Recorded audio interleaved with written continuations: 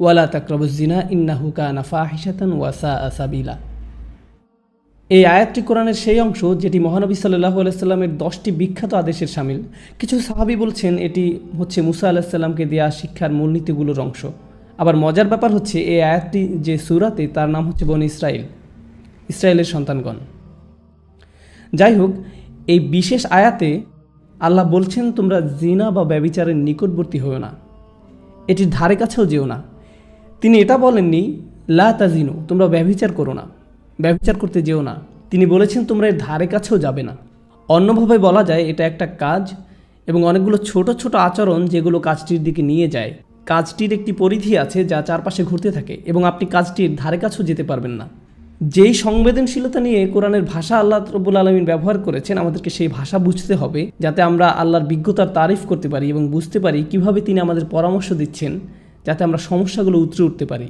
আল্লাহ আযজা ওয়া জাল্লা আমাদেরকে বলছেন কিছু কাজ আছে যা করা হারাম নয়। আপনি এই কাজগুলোর দিকে আঙুল উঠিয়ে বলতে পারবেন না যে এই কাজগুলো করা ভুল, কিন্তু যখন আপনি এইসব কাজে যুক্ত হয়ে পড়বেন তখন মহাকর্ষীয় ক্ষেত্রের একটা টান অনুভব করবেন, যেটা আস্তে আস্তে একটু একটু করে আপনাকে অবশেষে হারাম কাজের দিকে টেনে নিয়ে যাবে এবং অবশেষে কাজটা আপনাকে দিয়ে করাবে। আপনারা জানেন শয়তানের বিষয়ে আমরা একটা জিনিস জানি। আমি লক্ষ্য করেছি যে শয়তান অত্যন্ত দূরদর্শিতা সম্পন্ন। সে একবারে আপনাকে ধরে না, সে আপনার কাছে আসবে এবং আস্তে করে একটু একটু একটু একটু করে আপনাকে পথভ্রষ্ট করবে, যতক্ষণ না পর্যন্ত আপনার চরিত্র নষ্ট করতে পারে। আর প্রসঙ্গক্রমে উদাহরণস্বরূপ আপনাদের কেউ কেউ যখন হারাম সম্পর্কে জড়ান, নিশ্চিত বলছি না, আপনাদেরকে অভিযুক্ত করছি না, কোনো মানুষ, আপনারা না, কোনো মানুষ যাদেরকে আপনারা চিনেন তারা হয়তো অনৈতিক সম্পর্কে জড়িত আর আপনি তা থেকে বের হতে চাচ্ছেন, তো আপনি এই আলোচনা শুনে তাকে মেসেজ দিলেন আমি আর এটা করতে পারবো না। সে উত্তর দিল তুমি কি আমাকে ভালোবাসো না? তুমি এখন আমাকে ঘৃণা করো? তুমি কি মনে করো যে আমি তোমার জাহান্নামে যাবার কারণ? আমি কি এতটাই খারাপ? এখন আপনি বলছেন না তুমি অতটা খারাপ না, না আমি তোমাকে ভালোবাসি, তুমি মোটেই খারাপ না, তুমি অনেক ভালো। ঠিক আছে, যদি আমার সাথে সম্পর্ক সমাপ্ত করতে চাও আজকে রাতে আমার সাথে দেখা করো আর আমার মুখের সামনে এটা শেষ করো। না, এটা আমি করতে পারবো না। ঠিক আছে, তুমি আমাকে ঘৃণাই করো, আচ্ছা ঠিক আছে আমি আসছি। এটা আবার শুরু হয়ে গেল আর এরপর আপনি আবারও তওবা করতে চান। দেখতে পাচ্ছেন, এটা শুধুমাত্র আপনি না, আপনি হয়তো আবেগগতভাবে কোনো কিছুতে জড়িয়ে যেতে পারেন আর এখন আপনি আবেগগতভাবে ব্ল্যাকমেলের শিকার হচ্ছেন। এর দ্বারা আপনি খারাপ বোধ করবেন, আপনাকে এর বিরুদ্ধে যুদ্ধ করতে হবে, আপনাকে এটা অবদমন করতে হবে আর আপনাকে উপলব্ধি করতে হবে যে আপনি হয়তো কাউকে হতাশ করছেন কিন্তু আল্লাহকে সন্তুষ্ট করছেন। আর আপনি এটা শুধু নিজের জন্যই করছেন না, বরং এটা ওই মেয়ের জন্যও করছেন বা ওই ছেলের জন্যও করছেন যে আপনার মেসেজের জবাব দিচ্ছে। সে আল্লাহর সামনে দাঁড়াবে এটাও আপনি চান না। আপনি যদি তাকে আসলেই ভালোবাসেন, শুধুমাত্র যদি তাকে কামনা না করেন বরং তাকে ভালোবাসেন, তাহলে আপনি তাকেও রক্ষা করতে চাইবেন। শয়তান আপনার কাছে একবার এসেই আপনাকে দিয়ে খারাপ কিছু করাতে পারে না। আপনারা জানেন আদম আলাইসাল্লামের এবং হাওয়া আলাইসাল্লামের গল্পেও, ইনশাআল্লাহ আমরা যখন সেই গল্পে যাব ওই গল্প থেকে কোরআনের জ্ঞান সম্পন্নতা সম্পর্কে আমরা জানব। যেভাবে শয়তান অগ্রসর হয়েছিল সূরাতুল আরাফে এটি বলা হয়েছে, শয়তান অবিরামভাবে সেটা একবারই করেনি। ধরুন শয়তান আসলো এবং বলল হেই দেখো গাছটা কি চমৎকার, তাই না? এরপর সে চলে গেল। না না না না, সে এমনটা করেনি। সে চরমভাবে নিরন্তর ছিল।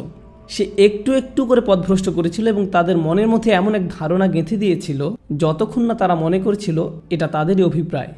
আপনারা জানেন, এবং যখন মানুষ শয়তানের কথা শুনতে শুরু করে, এটি একই সূরাতে আল্লাহ বলছেন ইন্না ইবাদি লাইসা লাকা আলাইহিম সুলতান, আমার বান্দাদের উপর তাদের মানে শয়তানের কোনো কর্তৃত্বই থাকবে না। অন্যভাবে বলা যায় যেসব লোক সত্যিকারভাবে আল্লাহর কাছে আত্মসমর্পণ করে তাদের উপর শয়তানের কোনো কর্তৃত্ব থাকে না। কিন্তু যারা আশ-শায়তানু ইয়াউদুকুম ফাকরাউ ইয়ামুরকুম বিল ফাহশা, সূরাতুল বাকারা, শয়তান আপনাকে আদেশ করবে বেলাল্লাপনা করার জন্য। অন্যভাবে বলা যায় যখন আপনি শয়তানের কথা একটু শুনবেন আপনি তাকে একটু শক্তি দিচ্ছেন, আপনি তার কথা আরেকটু ভালোভাবে শুনবেন তো আপনি তাকে আরেকটু বেশি শক্তি দিবেন। আর আপনি যখন তার কথা অবিরামভাবে শুনতেই থাকবেন একসময় সে আপনাকে আদেশ করবে।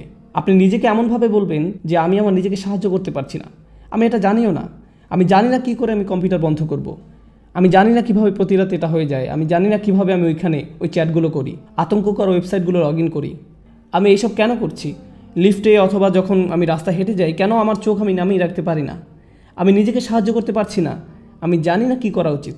আর আপনি জানেন শয়তান আঁকড়ে ধরে, বেশ শক্তভাবে আঁকড়ে ধরে, বদ অভ্যাসযুক্ত চক্রের মধ্যে আপনাকে টেনে নিয়ে যাবে আমরা বলতে পারি। এটা আস্তে আস্তে খারাপ, আরও খারাপ এবং অধিকতর খারাপের দিকে টেনে নিয়ে যায়।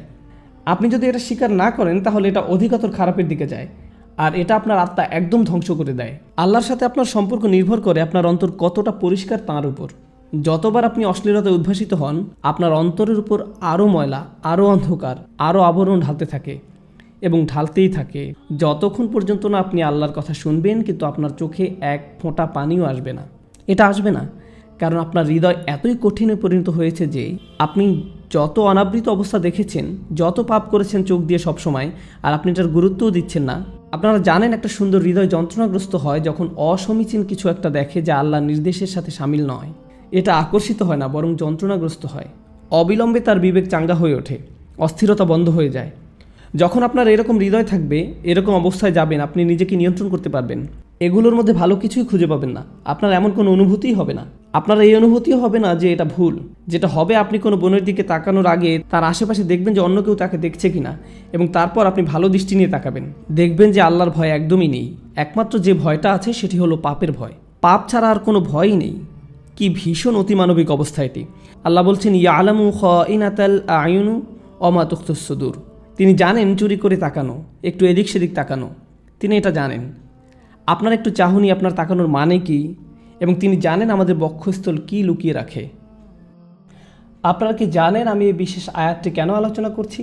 তোমরা জিনার নিকটবর্তী হও না, ইন্নাহু কানা ফাহিশাতান। এটা সবসময় একটা অস্থিরতা, বেলেল্লাপনা, অশ্লীল কাজ। ওয়াসা সাবিলা, একটা ভয়ঙ্কর পথ। আল্লাহ এটাকে একটা পথ হিসাবে বর্ণনা করছেন।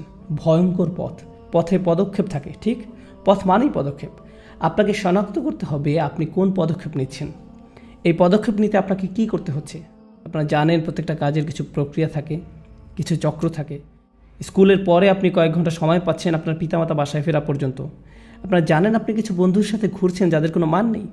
প্রত্যেকটা সময় আপনাকে শনাক্ত করতে হবে কোন কাজগুলো আপনাকে পাপের দিকে টেনে নিয়ে যায়। আমাদের গোড়া থেকে এগুলো কেটে ফেলতে হবে। আমাদেরকে এই পথে গা ভাসিয়ে দেওয়া বন্ধ করতে হবে। ওয়াসা আসাবিলা। আমার কাছে এই আয়াতের অসাধারণ দিকটি কি জানেন? যেভাবে এটি সম্পৃক্ত করা হয়েছে। এই আয়াতের পরে আল্লাহ তাআলা বলছেন, তোমরা মানুষ হত্যা করো না। ওয়ালা তাকতুলুন নাফসাল্লাতী হারামাল্লাহু ইল্লা বিল হক। তোমরা নির্দোষ মানুষকে হত্যা করো না। আল্লাহ জিনাকে প্রথম অপরাধ হিসাবে উল্লেখ করেছেন এবং হত্যাকে দ্বিতীয় অপরাধ হিসেবে। আপনি কি চিন্তা করতে পারছেন? আপনি মনে করেন হত্যা অনেক বড় অপরাধ, ঠিক? কিন্তু আল্লাহ বলছেন যখন আপনি অন্য মানুষের মর্যাদা লঙ্ঘন করবেন, এটি হচ্ছে ফাহশা। আপনি যখন মানুষকে নিয়ে এভাবে চিন্তা করবেন তখন আপনি নিজের এবং তার মর্যাদা লঙ্ঘন করবেন। আমরা যদি কাউকে হত্যা করি, আমরা তাকে শারীরিকভাবে হত্যা করি। আপনারা জানেন তার বেঁচে থাকার অধিকার লঙ্ঘন করি, আর ওটা হচ্ছে আত্মার হত্যা, ফাহশা। আর এটি হচ্ছে শারীরিক হত্যা, ফাতর। দুই রকমের হত্যা রয়েছে। তাই আল্লাহ তাআলা আত্মার হত্যার কথা প্রথমে বলেছেন। আমাদের সবার মান এত নিচে নেমে গিয়েছে যে একটা নতুন সিনেমা মুক্তি পেলে আপনি হয়তো অনেকগুলো ট্রেলার দেখে ফেলেছেন আর নিজেকে বলছেন, এখানে মাত্র একটা খারাপ দৃশ্য আছে। ব্যাপার না, এটি একটি PG-13। যেটা আগে PG-13 হওয়ার কথা ছিল, এখন সেটা PG। কাজে সব জায়গায় অশ্লীল দৃশ্য। এবং যে আত্মার মূল্য আমরা হারিয়ে ফেলেছি তার প্রতি আমাদের যত্নবান হওয়া উচিত। এটা আমাদের নামাজের উপর প্রভাব ফেলছে, দোয়ার উপর প্রভাব ফেলছে, আমাদের চরিত্রের উপর প্রভাব ফেলছে, এটা আমাদের পরিবারের উপর প্রভাব ফেলছে, এবং আমরা গুরুত্বও দিচ্ছি না। আমরা মনে করি এটাই জীবন, আমাদের সময়ের সাথে তাল মিলিয়ে চলছি। ঠিকই আছে, সবাই একই কাজ করছে, আমরা কি করতে পারি? তাই আপনি যেসব ছবি ফেসবুকে পোস্ট করছেন তার গুরুত্ব দিচ্ছেন না। আমি ফেসবুক ব্যবহার করা বন্ধ করে দিয়েছি। আমি বলছি না যে ফেসবুক ব্যবহার করা হারাম, আমি ব্যক্তিগতভাবে এটা ব্যবহার করতে পারছি না। আপনারা জানেন আমি এটা ব্যবহার করি না। আমি সামাজিকীকরণের জন্য কিছু একটা পোস্ট করলাম, কোনো ঘোষণা কিন্তু কিছু একটা শেয়ার করলাম, কিন্তু কিছু জিনিস দেখে আমি খুব মর্মাহত হয়েছি যে আপনি কিভাবে এটা করতে পারেন। আপনি একজন মুসলিম এবং কিভাবে আপনি এই ধরনের ছবি পোস্ট করতে পারেন? নিজের মর্যাদা নিজেই রাখুন, নিজের পরিবারের মর্যাদা বজায় রাখুন, নফসকে নিয়ন্ত্রণ করুন। চোখ দিয়ে তাকানো, চোখের জিনা থেকেই বাকি সব শুরু হয়। অন্য সব কিছু এখান থেকে শুরু, অন্য সব কিছুই চোখের জিনা থেকে শুরু। ইনশাআল্লাহ তাআলা আমি আপনাদের সাথে এই বিষয়ে ছোট ছোট টুকিটাকি কোরআন থেকে এই বিষয়ের উপর কিছু সংযুক্ত আয়াতের অংশ নিয়ে আরেকদিন আলোচনা করব। কিন্তু আজকে ইনশাআল্লাহ শেষ যে জিনিসটি আলোচনা করব তা হচ্ছে ফাহশা, যার অনুবাদ হচ্ছে লজ্জাহীনতা, উত্তেজনা, অশ্লীলতা। আরবি ভাষার কিছু নিয়ম আছে যেগুলো একই রকমের, ওয়াহাস এবং ফাহাস। ওয়াহাস মানে হচ্ছে বন্যপ্রাণী, ফাহাস মানে হচ্ছে যে বন্যপ্রাণীর মতো আচরণ করে। লজ্জাহীনতা এমন একটি আচরণ হিসাবে বর্ণনা করা হয়েছে যেটি বন্যপ্রাণীর আচরণের মতো। আল্লাহ মানবকুলকে মর্যাদাবান করেছেন। আদম আলাহিসাল্লামের উপর যে শাস্তি দেওয়া হয়েছিল সেটা হলো তার জামা কাপড় খুলে ফেলা হয়েছিল। আমাদের আদি পিতামাতার জামা কাপড় খুলে ফেলা হয়েছিল। এটা আল্লাহর পক্ষ থেকে একটা শাস্তি ছিল এবং অবিলম্বে তারা বুঝতে পেরেছিলেন যে তাদের উচিত নিজেদের ঢেকে রাখা। তারা সমাজ থেকে নিজেদের ঢাকার শিক্ষা পাননি।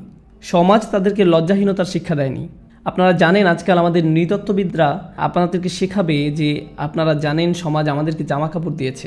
এটা একটা সামাজিক যৌক্তিকতা যে আমরা ইতিহাস থেকে জামা কাপড় পরা এবং নিজেদের ঢেকে রাখার শিক্ষা পেয়েছি, কিন্তু প্রকৃতিগতভাবে আমাদের বন্যপ্রাণীর মতো থাকার কথা ছিল। আদম আলাহিসাল্লাম সমাজ থেকে কিছু শেখেননি, তাকে আল্লাহ বিবেক দিয়েছিলেন এবং যখন তার কাপড় খুলে ফেলা হয়েছিল তিনি প্রকৃতিগতভাবেই তাড়াতাড়ি নিজেকে ঢাকার চেষ্টা করেছিলেন। আমাদের আদি পিতামাতা নিজেকে ঢাকার চেষ্টা করেছিলেন। আমাদের এমন মানুষ হওয়া উচিত যেন আমরা আমাদের নিজেদের ঢেকে রাখতে পারি এবং অন্যদের দিকে না তাকিয়ে অন্যদের মর্যাদা দিতে পারি। আল্লাহর কাছে আরো কে বিশেষ মর্যাদা সম্পন্ন? আল্লাযীনা ইযা আনফাকু লাম ইউসরিফু ওয়া লাম ইয়াকতুরু ওয়া কানা বাইনা যালিকা কওয়ামা। এই মানুষেরা যখন তারা অর্থ ব্যয় করে তারা সকল অর্থ উড়িয়ে দেন না, তারা অতিরিক্ত খরচ করেন না, আর তারা কৃপণও নয়। তারা অনেক বেশি খরচ করেন না আর তারা অনেক কমও খরচ করেন না। তাদের বাজেট ভারসাম্যপূর্ণ। বাজেটের সাথে আল্লাহর নৈকট্যের সম্পর্ক কি? সম্পর্ক রয়েছে, কারণ আল্লাযীনা ফি আমওয়ালিহিম হাক্কুন মালুম, তাদের অর্থে অন্যদের অধিকার রয়েছে যা সুবিদিত। আপনার পিতামাতার অর্থনৈতিক সহায়তা প্রয়োজন, আপনার সন্তান, আপনার ভাই বোন, আপনার স্ত্রীর প্রয়োজন, এমন অনেক ক্ষেত্র রয়েছে যার জন্য আপনার অর্থ প্রয়োজন। কিন্তু যখন আপনি প্রয়োজনহীন জিনিসে আসক্ত হয়ে পড়েন আর আপনার অর্থ যখন ব্যয় হয় সিনেমার পর সিনেমা, সিনেমার পর সিনেমায়, সাবস্ক্রিপশনের পর সাবস্ক্রিপশনে, গেমের পর গেম, এরপর গেমে, গাড়ির জন্য নতুন যন্ত্রাংশ কেনার পেছনে, যেই চাকা দেখতে উল্টো দিকে ঘূর্ণায়মান, তার প্রয়োজন আপনার নেই। সেগুলো আপনি দেখবেন না যখন আপনি গাড়ি চালাবেন, সেটা অন্য কেউ দেখবে। এগুলো ঘুরবে অন্য কারো জন্য, আপনার জন্য না। যন্ত্রাংশ অথবা ডিভাইস। আপনি নতুন আইফোন ছাড়াও বেঁচে থাকবেন, এতে কোনো ক্ষতি হবে না। স্যামসাং যদিও কিছুটা বিপজ্জনক, তারপরও অনেক বোনেরা পার্স অথবা ব্যাগের জন্য এমনটা করেন। ও আল্লাহ, এই ব্যাগগুলোর কোনোটার দাম কয়েক লাখ টাকা। বলছি না যে আপনি এগুলোর কোনোটাই কিনতে পারবেন না, কিন্তু আল্লাহ বলছেন ঠিক আছে খরচ করো, কিন্তু অতিরিক্ত খরচ করো না। আপনাদের কারো কারো জন্য আবার সবচেয়ে খুশির বিষয় হলো টাকা ধরে রাখা। আপনি স্ত্রীকে সাথে নিয়ে সুপার শপে গিয়েছেন, তিনি এক প্যাকেট দুধ নিলেন। আমাদেরকে এত বেশি দুধ প্রয়োজন, ছোট প্যাকেট নিতে পারো না? ডিসকাউন্টের জন্য অপেক্ষা করতে পারো না? এটা দুধ, এটা ডিম, এগুলো নিয়ে কৃপণতা না করলে হয় না? এমন মানুষ রয়েছে যারা প্রাপ্য মানুষদের টাকা ধরে রাখে। আপনার সন্তানদের অর্থ প্রয়োজন, তাদের চলার জন্য কিছুটা পকেট খরচ প্রয়োজন, আপনার স্ত্রীর কিছুটা অর্থ প্রয়োজন। যদি তিনি গৃহ ব্যবস্থাপনার দায়িত্বে থাকেন আর তিনি নিজে উপার্জন না করেন আর তিনি আপনার কাছে বলেন আমি কি 500 টাকা পেতে পারি? কিসের জন্য তোমার টাকা প্রয়োজন? আমাকে সম্পূর্ণ প্রতিবেদন প্রদান করবে, সকল রিসিট দেখাবে। দাঁড়ান, 1 মিনিট থামুন। এটা লাম ইয়াকতুরু, এটা আপনার জন্য চ্যালেঞ্জ হতে পারে। আপনি যদি আল্লাহর নৈকট্য লাভ করতে চান, আপনার পরিবারের খাবারের প্রসঙ্গ আসলে তাদেরকে জঞ্জালের মতো বিবেচনা করবেন না। আপনার জন্য সর্বোত্তম খরচের খাত হলো আপনার পরিবার। নিজের পরিবারের সাথে এরকম খারাপ আচরণ করবেন না, কিন্তু অতিরিক্ত খরচও করবেন না। অন্যরা এমন আছে যারা টাকা উড়ায়। আল্লাহ হয়তো আপনাকে কিছুটা অর্থ দিয়েছেন আর আপনি আপনার 16 বছরের সন্তানকে BMW কিনে দিলেন যাতে সে রাস্তার পাশে লাগিয়ে দিয়ে অ্যাক্সিডেন্ট করতে পারে, আর তারপর তাকে আরেকটা কিনে দিলেন। না না না, আপনি এমনটাও করতে পারবেন না। লাম ইউসরিফু ওয়া লাম ইয়াকতুরু ওয়া কানা বাইনা যালিকা কওয়ামা। তারা একটি ন্যায্য ভারসাম্যপূর্ণ পন্থা অবলম্বন করে এই দুই অবস্থার মাঝে অবস্থানের জন্য। পরবর্তী গুণটি আমার প্রিয়, মনোযোগ দিয়ে শুনুন। এরা সবাই একটি শ্রেণী। ওয়াল্লাযীনা লা ইয়াদউনা মা'আল্লাহি ইলাহান আখার ওয়া লা ইয়াকতুলুনা আন-নাফসা আল্লাতী হারামাল্লাহু ইল্লা বিল হক ওয়া লা ইয়াজনুন ওয়া মান ইয়াফআল যালিকা ইয়ালকা আসামা। তারা আল্লাহর পাশাপাশি অন্য কোনো উপাস্যের কাছে প্রার্থনা করে না, আর আল্লাহর পাশাপাশি অন্য কোনো উপাস্যের কাছে প্রার্থনা না করা অবস্থায় তারা কাউকে হত্যা করে না এবং তারা ব্যভিচারে লিপ্ত হয় না। 3টি বিষয়। তারা আল্লাহ ছাড়া কারো কাছে প্রার্থনা করে না, এর সাথে রয়েছে তারা হত্যা করে না এবং তারা ব্যভিচার করে না। 3টি বিষয় একসাথে, 3টি বিষয় একসাথে। এটা তো অসাধারণ কোনো অর্জন নয়। কেউ বলতে পারে যে হ্যাঁ আমি তো তালিকায় এসে পড়েছি, আমি কাউকে হত্যা করিনি। কিন্তু জানেন কেন এটা বৈশিষ্ট্যসূচক? কারণ এই বিষয়গুলো খুবই প্রাথমিক স্তরের, তাই না? অন্য অনেক কবিরা গুনাহ রয়েছে, কিন্তু আল্লাহ বলছেন যে তোমরা আল্লাহর কাছে বিশেষ মর্যাদার অধিকারী হতে পারবে যদি তোমরা শুধু এটুকু করো। কেন এটা বিশেষ মর্যাদাপূর্ণ? মক্কার মানুষদের কথা চিন্তা করুন। সেই সমাজের কথা চিন্তা করুন যার মাঝে কোরআন এসেছিল। সেই মানুষগুলো হাজার বছর ধরে শিরকে লিপ্ত ছিল। হত্যা তাদের কাছে সাধারণ বিষয়ে পরিণত হয়েছিল, জিনা কোনো বিষয়ই ছিল না। আর এগুলো বড় বিষয় ছিল না তাদের পূর্বপুরুষ অথবা তাদের পূর্বপুরুষ অথবা তাদের পূর্বপুরুষের কাছে। এগুলো ছিল জীবনেরই অংশ। জীবন ছিল গ্যাংস্টারের মতো। আর যখন তারা এই সকল কিছু ছেড়ে আল্লাহর কাছে আসলো, তাদের পরিবার কি বলেছিল যে ও তুমি তো এখন মুসলিম, কংগ্রাচুলেশনস। তাদেরকে সকল ধরনের বিভৎস অভিজ্ঞতার সম্মুখীন হতে হয়েছিল, তাদের প্রিয় মানুষদের কাছ থেকে, তাদের সমাজ থেকে, তাদের বন্ধু বান্ধবদের কাছ থেকে, কারণ তারা সেই অপরাধগুলো ত্যাগ করেছিলেন, তাই না? কিছু মানুষের জন্য শুধুমাত্র ঈমান গ্রহণ করা, শুধুমাত্র অপরাধী জীবন থেকে বেরিয়ে আসা, শুধুমাত্র জিনা থেকে বেরিয়ে আসা ছিল এতটাই বড়। আপনারা যারা সম্মানিত পরিবারে বেড়ে উঠেছেন, পরিশুদ্ধ পরিবেশের মাঝে ছিলেন, আপনার জন্য সেই ধরনের বিপত্তিতে না পড়াটা সহজ অথবা সহজতর। এখনকার সময়ে যে কোনো কিছুই সহজ। কিন্তু আপনাদের যারা অমুসলিম অবস্থা থেকে এসেছেন, আপনি চারপাশে অপরাধ সংঘটিত হতে দেখেছেন, আপনি চারপাশে মাদকের আসর দেখেছেন, আপনি চারপাশে নারী লিপ্সা দেখেছেন, প্রত্যেক সাপ্তাহিক ছুটির দিনই ক্লাবে যেতেন, আর তারপর আপনি আল্লাহর পথে আসলেন, আপনি ঈমান গ্রহণ করলেন। সেই জীবন থেকে আপনার এই যাত্রাটি ছিল বিশাল এক যাত্রা। আর আল্লাহ এটা স্বীকার করেছেন এবং বলেছেন যে এটা বেশ বড় ব্যাপার যে কিছু মানুষ এমনটা করেছে। শুধু এই বিবেচনায় তারা বিশেষ মর্যাদাময়, তারা অন্য কিছু জানে না, তাদের ব্যাপক কোনো জ্ঞান নেই। কিন্তু মূল বিষয় হলো তারা আল্লাহর সন্তুষ্টির জন্য হিজরত করেছেন, তারা সেই বড় পাপগুলো থেকে আল্লাহর অভিমুখে যাত্রা করেছেন। এটা অবিশ্বাস্য। কিন্তু এই আয়াতগুলোতে আল্লাহর করুণা এখনো সমাপ্ত হয়নি। প্রথমত সেই তিনটি বিষয় যা আমি উল্লেখ করেছি, শিরক বা আল্লাহ সম্পর্কে অশ্রদ্ধা প্রদর্শন করা, হত্যা এবং ব্যভিচার, এগুলো অনেক বড় পাপ। তো আল্লাহ কি বলছেন? ইউদাআফ লাহুল আযাবু ইয়াউমাল কিয়ামা ওয়া ইয়াখলুদ ফীহি মুহানা। এমন মানুষের জন্য শাস্তি দ্বিগুণ করা হবে আর তারা সেখানে থাকবে অপমানিত অবস্থায়। এই পাপগুলো আল্লাহর কাছে ছোট বিষয় না, বিশেষত তিনটা পাপ একসাথে। কিন্তু প্রসঙ্গক্রমে সবচেয়ে খারাপ অপরাধ শিরক। সবচেয়ে খারাপ অপরাধের মধ্যে দ্বিতীয়টি হলো যখন আপনি একজন ব্যক্তিকে হত্যা করেন। এটা কাকে হত্যা করার সমতুল্য? গোটা মানবজাতিকে। এটা হলো দ্বিতীয় বৃহত্তম অপরাধ। আর তারপর তৃতীয় বৃহত্তম অপরাধ কোনটি? জিনা। এই তিনটি একসাথে এসেছে একটি আয়াতে। সেজন্য আল্লাহ বলছেন যে এই ব্যক্তিটি বিশেষ ধরনের শাস্তি পাবে আর সে এই শাস্তিতে রয়ে যাবে অপমানিত অবস্থায়। কিন্তু এমনকি খারাপের ভিতর সবচেয়ে খারাপ, এরপর সবচেয়ে খারাপ ব্যক্তিটি, এই ব্যক্তিটি এজন্য সবচেয়ে খারাপ না যে সে একটি জিনিস করছে, বরং সে সবচেয়ে খারাপ কারণ সে তিনটি জিনিসই করেছে। এটা জাহান্নামের হ্যাট্রিক অর্জনের মতো। আর সম্পর্কে আল্লাহ কি বলছেন? তিনি বলছেন ইল্লা মান তাবা ওয়া আমানা ওয়া আমিলা আমালান সলিহা। অর্থাৎ যে অনুতপ্ত হয়েছে, ঈমানের পথে ফিরে এসেছে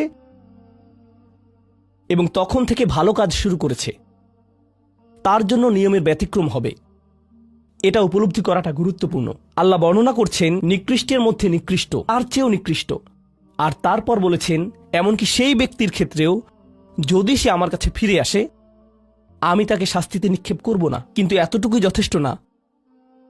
আমরা কথা বলছি ইবাদ আর রহমানের ব্যাপারে, যিনি অবিশ্বাস্য রকমের করুণাময় সত্তা। তো তিনি তাদেরকে শুধুমাত্র জাহান্নাম থেকে রক্ষা করেই ক্ষান্ত হবেন না, তিনি আরও কি করবেন?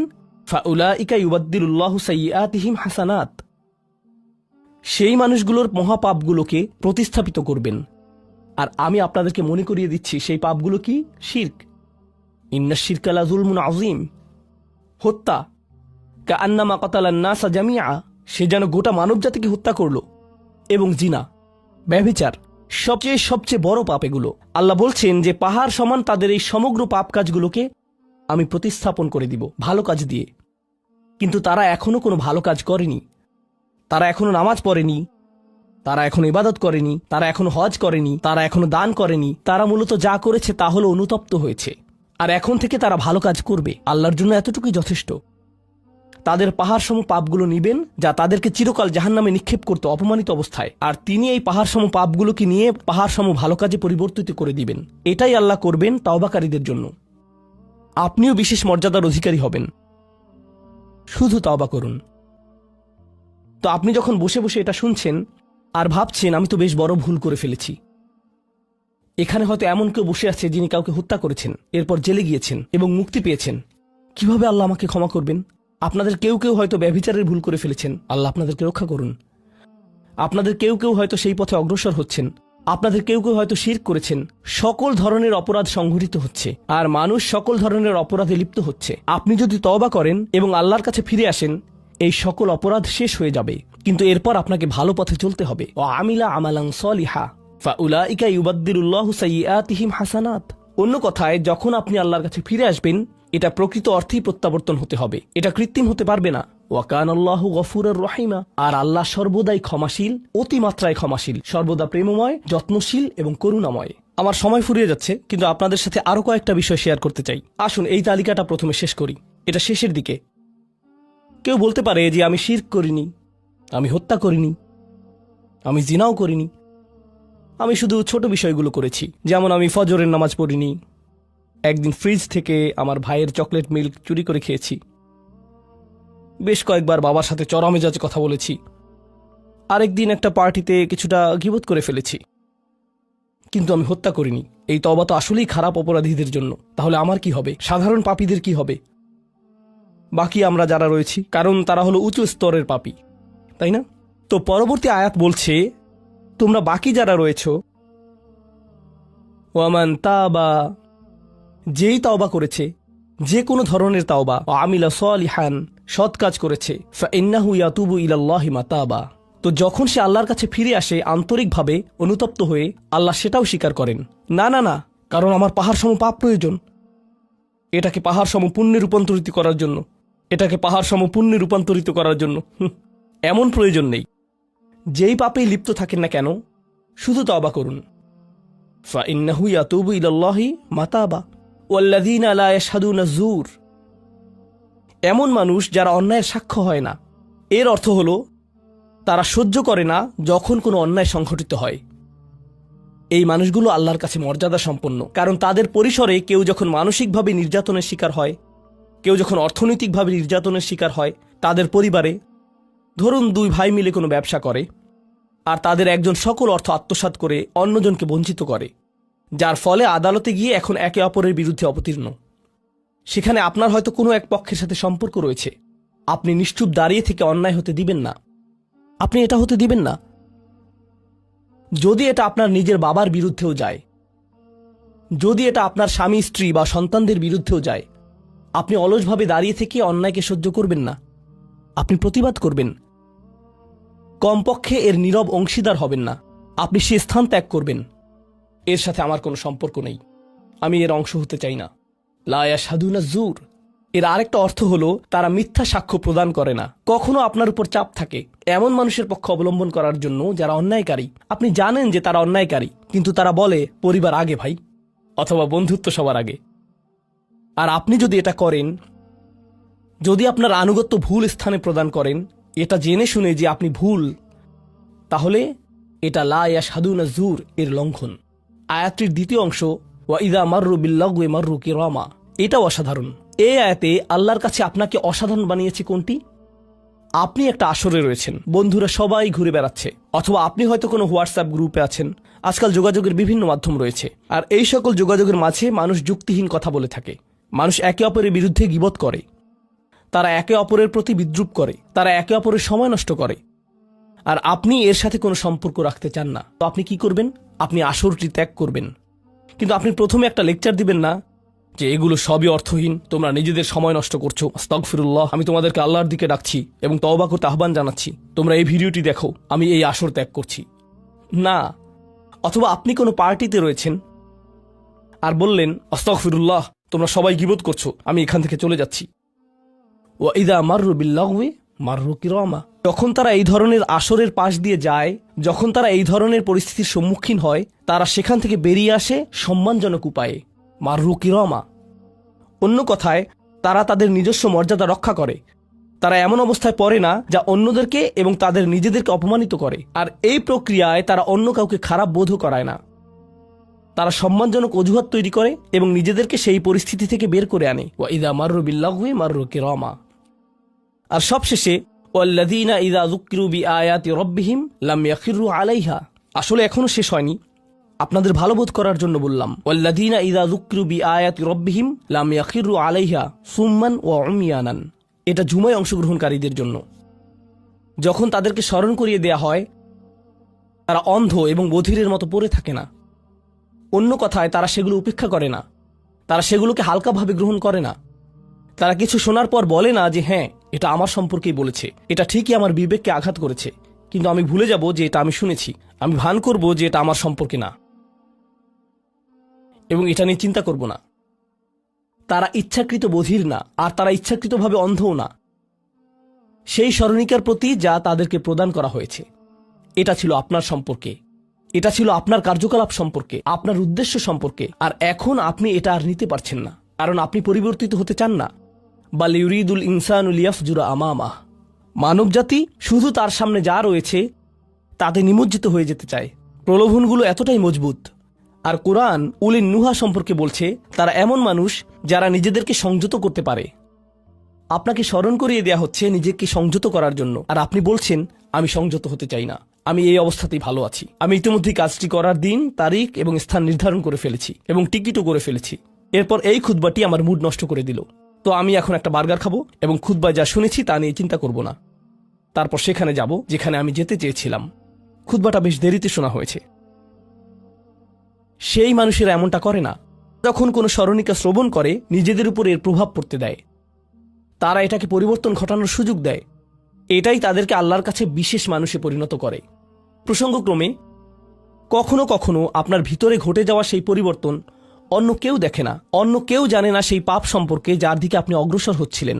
সেটা শুধুই আপনি এবং আল্লাহর মাঝে সীমাবদ্ধ, আর আল্লাহ আপনাকে তার ইবাদ হিসেবে গণ্য করেন, কারণ আপনি সেই পরিবর্তন ঘটিয়েছেন।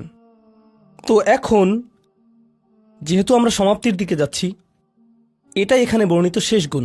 এই মানুষেরা শুধুমাত্র নিজেদের নিয়ে উদ্বিগ্ন না, বরং তারা তাদের পরিবার নিয়ে উদ্বিগ্ন। ওয়াল্লাযীনা ইয়াকুলুনা রব্বানা হাবলানা মিন আজওয়াজিনা ওয়া যুররিয়াতিনা কুররাতা আয়ুনিন, হে প্রভু, আমাদের স্ত্রী এবং আমাদের সন্তানদের দ্বারা আমাদেরকে চক্ষুর শীতলতা দান করুন, যার অর্থ দুইটি জিনিস। আমি জটিলতা পরিহার করে আপনাদেরকে সরলভাবে কুররাতা আয়ুনিন এর অর্থ বুঝিয়ে বলছি। প্রথম অর্থ হলো, ইয়া আল্লাহ, অন্য সকল কিছু আমাকে পীড়িত করে, অন্য সকল কিছু আমাকে অসুবিধায় ফেলে, কিন্তু যখন আমি আমার স্ত্রীর কাছে আসি এবং আমার সন্তানদের কাছে আসি, ইয়া আল্লাহ, এই স্থানটিকে আমার জন্য প্রশান্তিদায়ক করে দিন।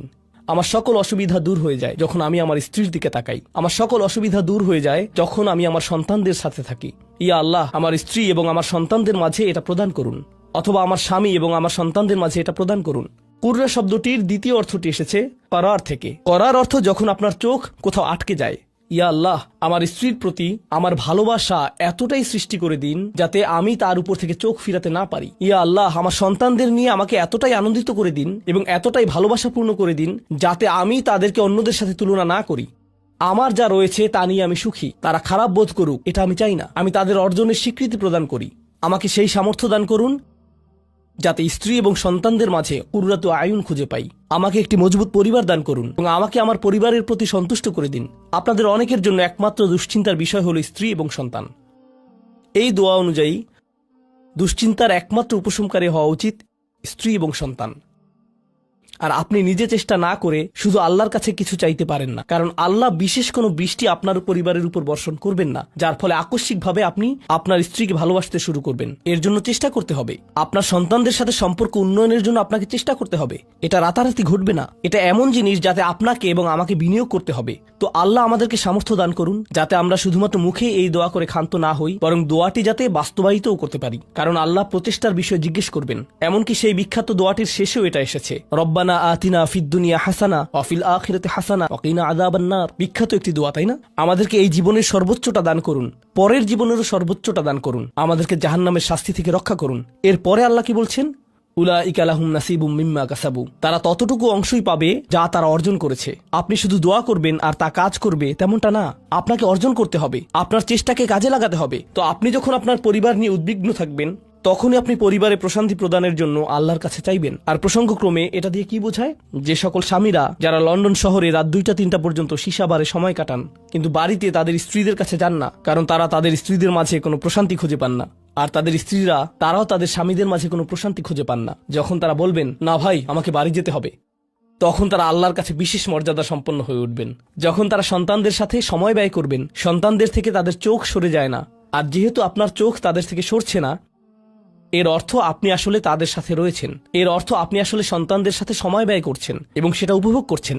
এই বিষয়টি আপনাকে আল্লাহর কাছে বিশেষ মর্যাদা সম্পন্ন করে তুলেছে। তাদের জন্যই উলাইকা ইউজজাউনাল গুরফাতা বিমা সাবারু। আর আমাদেরকে মুত্তাকিনদের নেতা হিসেবে কবুল করুন, সৎকর্মশীলদের নেতা হিসেবে কবুল করুন। আমাদের সন্তানদেরকে ভালো সৎকর্মশীল জীবন দান করুন, যার ফলে যখন আমি আপনার সম্মুখে দাঁড়াবো, ইয়া আল্লাহ, আমার পরিবারের সদস্যদের কাজের কারণে আমার সৎকর্মের পরিমাণ শুধু বৃদ্ধিই পাবে।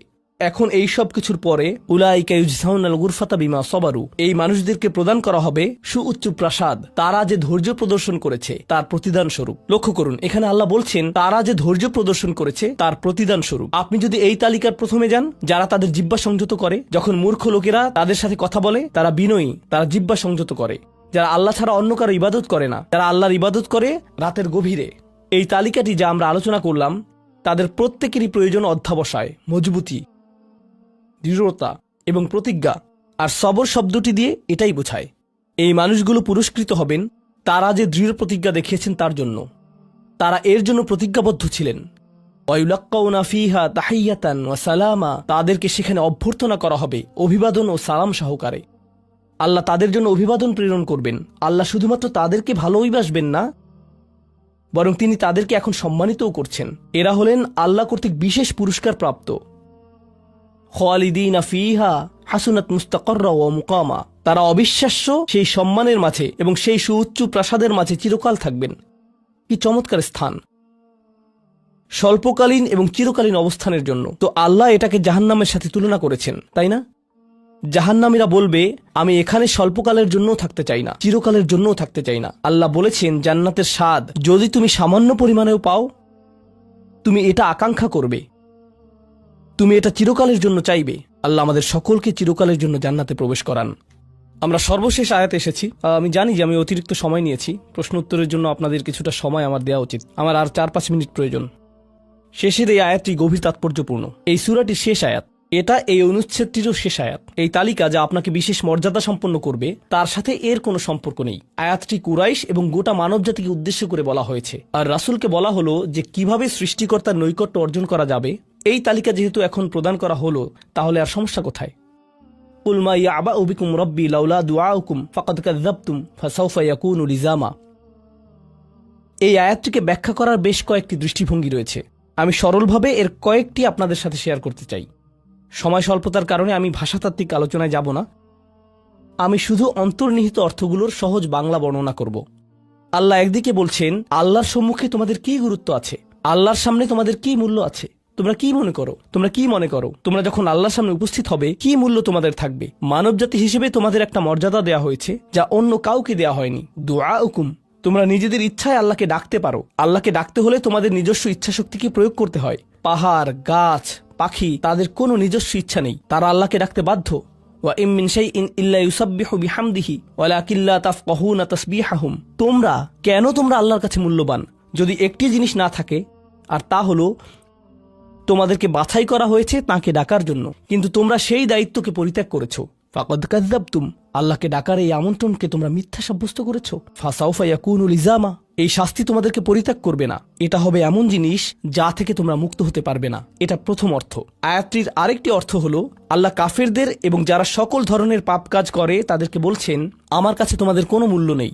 আর তোমাদের এখনো টিকে থাকার একমাত্র কারণ হলো তোমাদের মধ্যে কিছু মানুষ রয়েছে যারা এখনো আমাকে ডাকে। পৃথিবীর বুকে এখনো কিছু ইমানদার রয়েছে যারা এখনো আল্লাহর উদ্দেশ্যে ক্ষমা প্রার্থনা করে, আর তারাই একমাত্র কারণ যে জন্য তোমরা এখনো বেঁচে আছো। আয়াতের তৃতীয় অর্থটি কাফেরদের উদ্দেশ্যে এবং এমন মুসলিমদের উদ্দেশ্যে যারা আল্লাহ থেকে অনেক দূরে রয়েছে, তাদের জন্য এটা প্রযোজ্য। আল্লাহ বলেছেন, তোমাদের কি মূল্য রয়েছে আমার কাছে? তোমরা নামাজ পড়ো না, তোমরা আনুগত্য করো না, তোমরা হালাল উপার্জন করো না, তোমরা সকল আদেশ লঙ্ঘন করো, কিন্তু কোনো কারণে মরিয়া হয়ে যদি তুমি আমাকে ডাকো, তারপরও আমি তোমাকে যথাযোগ্য মূল্যায়ন করব। এখনো তোমাকে সুযোগ দিয়ে যাচ্ছি, লাউলা দুআউকুম, কিন্তু মোটের উপর তুমি এখনো এই সকল কিছুকে মূল্যহীন বিবেচনা করছো। তুমি স্বীকার করছো না যে আমি তোমাকে যা কিছু দিয়েছি এবং যা কিছু করতে বলেছি তা আসলে তোমার কাছে অর্থবহ। তুমি এই সকল কিছুকে মূল্যহীন এবং মিথ্যা বিবেচনা করছো। তোমার এই স্বভাব পরিবর্তন করো, কারণ শীঘ্রই এটা স্থায়ীভাবে লেগে থাকা শাস্তিতে পরিণত হবে। আল্লাহ এটা বলেননি যে তোমাকে শাস্তি দেয়া হবে, বরং তিনি বলেছেন শীঘ্রই তোমাকে শাস্তি দেয়া হবে, শীঘ্রই তুমি এটা থেকে আর মুক্ত হতে পারবে না। অর্থাৎ তোমার জন্য এখনো সুযোগ রয়েছে, বদলে যাও। আয়াতটির আরেকটা অর্থ হলো, হে কুরাইশরা, যদি আল্লাহ তোমাদেরকে কোরআনের মাধ্যমে আহ্বান না করতেন তাহলে অন্য কোন জিনিস তোমাদেরকে মূল্যবান সাব্যস্ত করত? আল্লাহ তোমাদেরকে এই কিতাবটি দিয়ে সম্মানিত করেছেন, আর সর্বোপরি আল্লাহ আপনাকে এবং আমাকে এই কোরআন দিয়ে সম্মানিত করেছেন। তারপরেও তোমরা এটাকে সম্পূর্ণরূপে অগ্রাহ্য করছো। তোমরা এই কিতাবের কোনো মূল্যায়ন করছো না, আল্লাহর এই বাণীকে মূল্যায়ন করছো না। এখনো সময় আছে, নিজেকে সংশোধন করো এবং আল্লাহ তার কথা বলার জন্য যে তোমাদেরকে বেছে নিয়েছেন তার গুরুত্ব অনুধাবন করো। আয়াতটির সর্বশেষ অর্থ, আল্লাহ তোমাদেরকে শাস্তি দেওয়া পছন্দ করেন না। আয়াতাংশটির ভাষাতাত্ত্বিক একটি অর্থ হলো, তোমাদেরকে শাস্তি দেওয়ার জন্য আল্লাহ আগ্রহী নন। তাঁর কোনো উদ্দেশ্য এবং আকাঙ্ক্ষা নেই তোমাদেরকে শাস্তি দেওয়ার। কিন্তু আল্লাহ ছাড়া অন্য কাউকে ডাকার যে অপরাধ তোমরা সংঘটিত করেছো তা এতই বড় যে এর জন্য শাস্তি দিতেই হবে। অন্য কথায় আল্লাহ আপনাকে শাস্তি দিচ্ছেন যদিও তিনি চান না। মা ইয়াফআলুল্লাহু বিআযাবিকুম, তোমাদেরকে শাস্তি দিয়ে আল্লাহর কোনো প্রাপ্তি নেই। আপনাকে শাস্তি দিয়ে আল্লাহর কি পাওয়ার আছে? আল্লাহ এখানে বলছেন, আমি তোমাদেরকে শাস্তি দিতে চাই না, কিন্তু তোমাদের অপরাধগুলো অনেক বড় আর শীঘ্রই এই শাস্তি স্থায়ী হয়ে যাবে। এই মুহূর্তে এগুলো অস্থায়ী, তোমরা এগুলো মুছে ফেলতে পারো। তাই এখনো ফিরে আসো, আল্লাহর দিকে ফিরে আসো। আমাদেরকে এই সকল সুযোগ দেওয়ার পর শুধুমাত্র তার কাছে ফিরে আসাই না, বরং তার নৈকট্য লাভের সুযোগ দেওয়ার পর সবশেষে তিনি বলছেন, কেন তোমরা শাস্তি পেতে চাও? আমি তো তোমাদেরকে শাস্তি দিতে চাই না, তোমরা শুধু ফিরে আসো। আল্লাহ সহজ করে দিন যাতে আমরা এই বিষয়গুলোকে হৃদয়ের গভীর থেকে অনুধাবন করতে পারি এবং তিনি আমাদেরকে তাদের অন্তর্ভুক্ত করুন যাদের প্রভাবে চারপাশের পথভ্রষ্ট মানুষদের এবং চারপাশের আল্লাহর অবাধ্য মানুষদের হৃদয়ও কোমল হয়ে যায় এবং তারাও আল্লাহর কাছে প্রত্যাবর্তন করে। বারাকাল্লাহু লি ওয়া লাকুম ফিল কুরআনিল হাকিম ওয়া নাফা'নি ওয়া ইয়্যাকুম বিল আয়াতি ওয়া যিকরিল হাকিম।